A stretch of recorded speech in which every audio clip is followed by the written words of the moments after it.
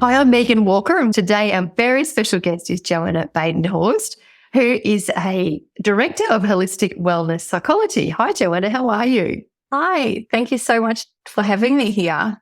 So great to have you along. You have been working very hard on your online courses and also a podcast, which we're going to be talking today a bit more about so that people can find out more about what you're doing.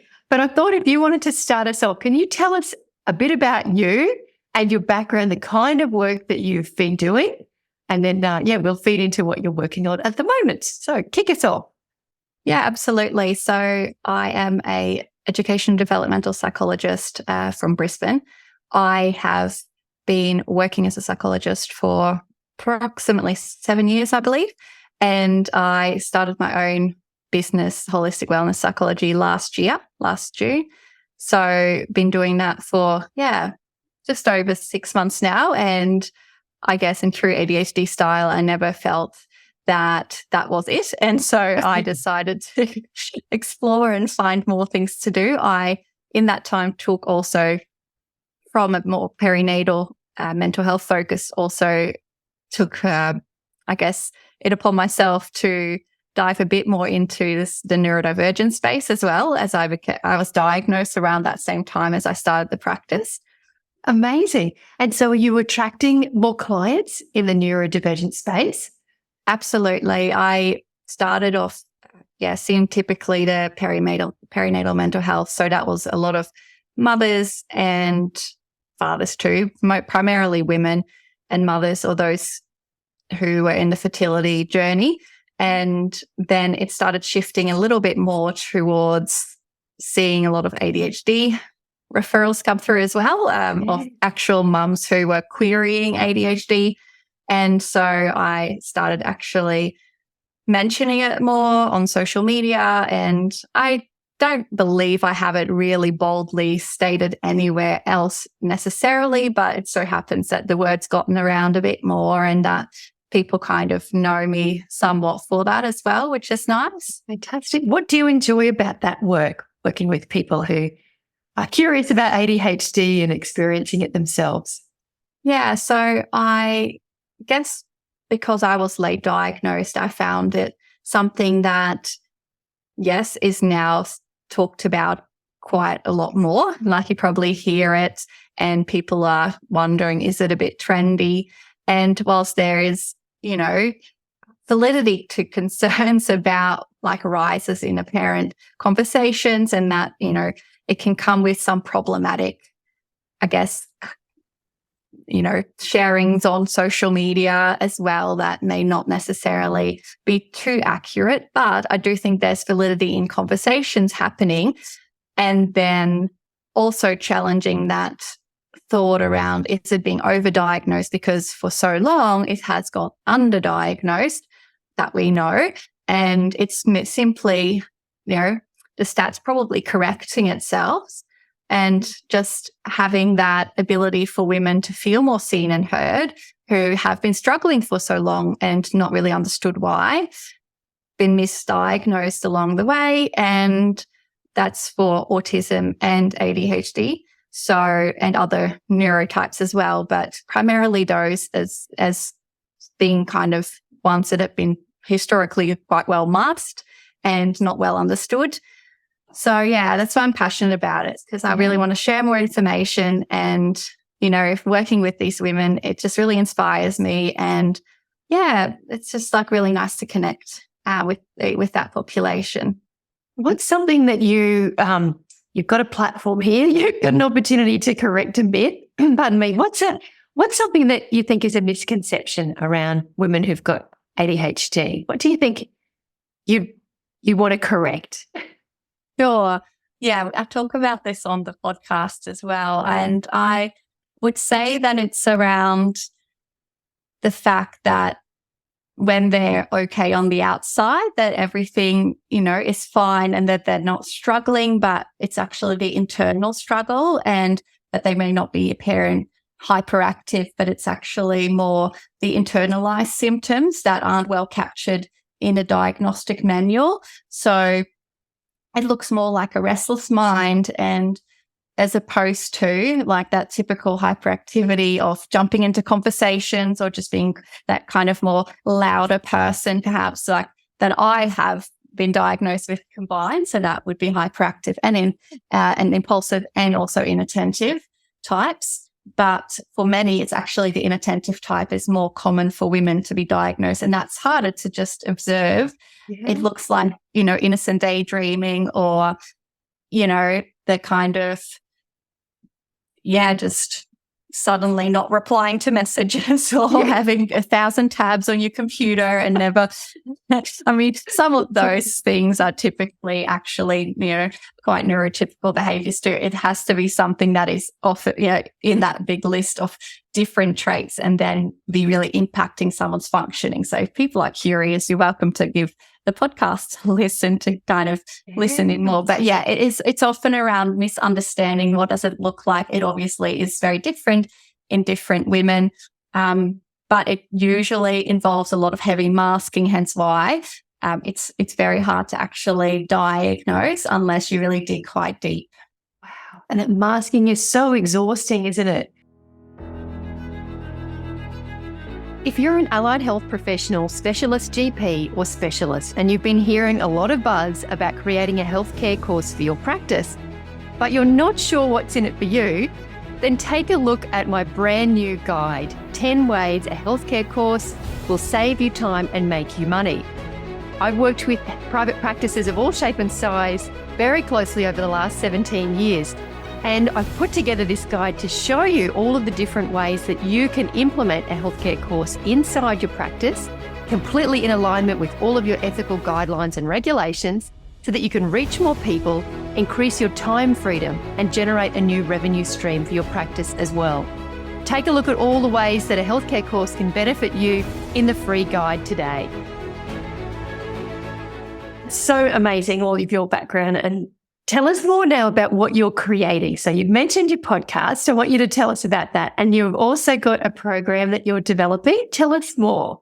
Yeah, so it's in very early stages. I have mostly created like free guides and that just as an intro to what I hope to be some more online content soon. And that is something that is available to people to find on my social media. And the hope is that eventually I do create more of an ADHD community, perhaps, several courses prior to that. And so it is, like I said, it's very much in its infancy, been in the hope that I can really cater towards ADHD women feeling better supported, having proper intervention around their, post-diagnosis, and that looking very much like that tier of mental health support that is not the individualized, but it's more sitting at kind of like a preventative care, as opposed to them perhaps needing one-to-one therapy. They may feel like this is sufficient. It's kind of like, more of tapping into the skills that they kind of need to feel more like they're flourishing.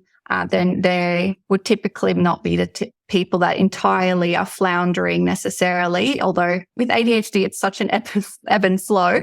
But that there's therapy still available, of course, for those who require more of that individualized support, but maybe for those who've either, experienced that already in the past and they are ready for something different, or they have, had their assessment and diagnosis and feel that like, what's next? Yeah, something like that is what I hope to kind of have, up and running in very near future. Oh, it sounds amazing for people who will be able to find their tribe and learn together. Yeah, absolutely. And you've taken the brave step of creating a podcast, which is congratulations. Yeah. Tell us about the podcast and who it's for, and any lessons you've learned in going down this path as well. Sure. So I guess I did it maybe a bit backwards. Some people create stuff before they actually started advertising it on a podcast. And I thought at least, I wasn't maybe quite ready to make that jump and that leap, but I am probably more of the creative type. I love having a good chat. So I was like, why not go for the, podcast avenue?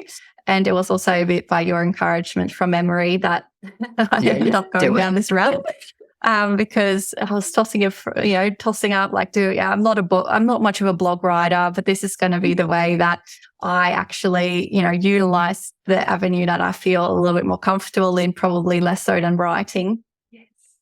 And so the podcast is really a combination of a bit of fun, very much like focusing on the informative element of ADHD education, psychoeducation, and it aims to deliver kind of more expert insights from other practitioners and those who are having lived experience as well, so that we can support the overwhelmed mums, the busy entrepreneurs, and the stressed out students, because they all deserve to thrive in all those environments. And being kind of the late diagnosed myself, I have found interviewing several different late diagnosed ADHDers too, and that's been really enjoyable to connect with them. So every second episode I do a solo and then I interview guests, and it's been a lot of fun but also very time consuming. So you definitely have to be prepared to either outsource some of the actual editing and things like that, or even like the promotion side of things, because it can be, what I've learned, really quite time consuming. Okay. Yeah. And so where can people go to have a listen?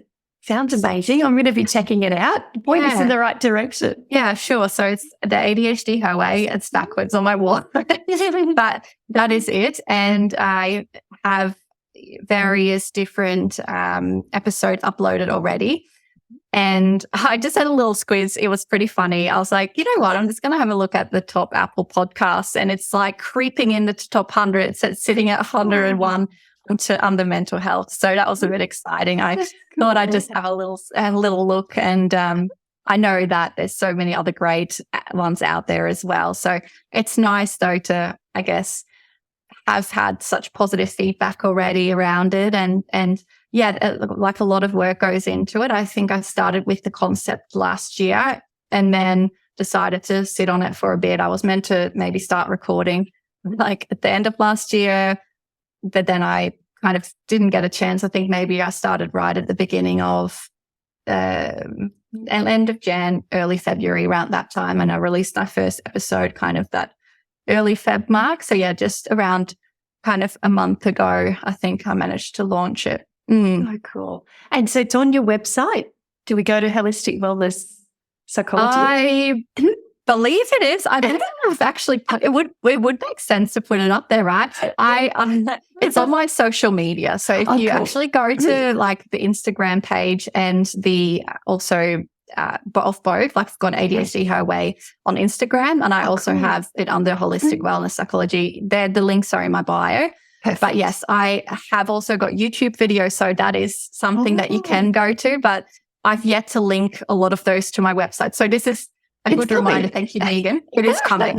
And I'll make it happen probably today, now that you've reminded me, because I was just, uploading stuff on YouTube as I was kind of going through my day today, and also, in between clients. So I definitely need to do that step as well. So it was a nice reminder, because I also want to transcribe my podcast episodes and actually have them also on my website, because that's another form that some people prefer. Absolutely. Reading as opposed to watching or listening. So I guess I just have to make sure all those modalities are taken care of. And also it helps with what I hear, SEO. So it's kind of, Absolutely. Well, I'll post all of those links below where everyone's watching the video. And then, so to wrap us up, Joanna, tell, I really love what you're doing. I think it's amazing that people can find their space and their tribe, especially new diagnosis. People, I imagine, have got so many questions. They're wanting to find out more about themselves and their community. Tell me, what's your vision for your clients? So helping and doing this lovely work that you're doing with ADHD women, what's your vision for those clients? Yeah, so I guess ultimately my vision is that they better understand themselves and come to a space of self-acceptance and clarity, and hopefully feel that they one day able to thrive. So ultimately that's kind of where I hope to kind of move clients into, that there's, a lot more self-compassion, a lot more clarity about their own direction, their own lives, and eventually, they really feel they're thriving in their life. That's what I'd like to.